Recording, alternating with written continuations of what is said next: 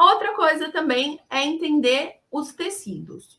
Os tecidos, para quem está começando, é mais fácil a gente dividir em dois tipos de tecidos, tá? Que é o tecido plano e o tecido de malha.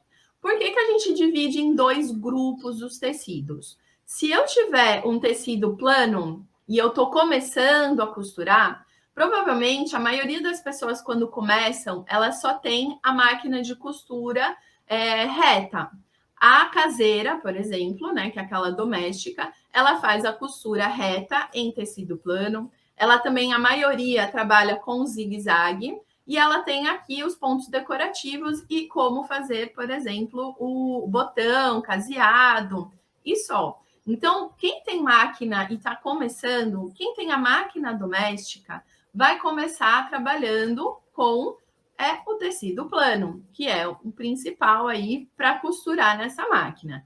Quem gosta de trabalhar com malha, com lycra, para começar, vai precisar já de uma overlock, tá? A overlock, ela é uma máquina que ela costura a malha, é o fechamento para a malha. Por que é importante saber o tecido para a gente poder costurar? Porque não adianta, dá para costurar malha no tecido, na máquina reta, na doméstica, algumas partes, tá? Sim, a gente usa a reta na malha. Mas para você vender e tal, é interessante que você tenha um overlock, tá? Então, por exemplo, a máquina overlock, ela vai ajudar você a costurar malhas e só, tá bom?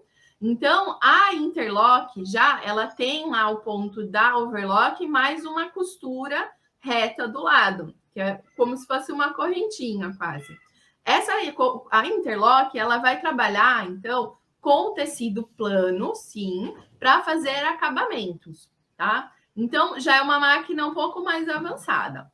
Então, quem está começando do zero e tem só a máquina doméstica, vocês vão, na maioria das vezes, trabalhar com tecidos planos, tá? E o tecido plano, ele é o que mais tem possibilidades, e inclusive de criar, né, roupas tanto de alfaiataria, festa, dá para conseguir assim muita coisa com a máquina doméstica, tá bom, gente? Não precisa ter máquina industrial para começar.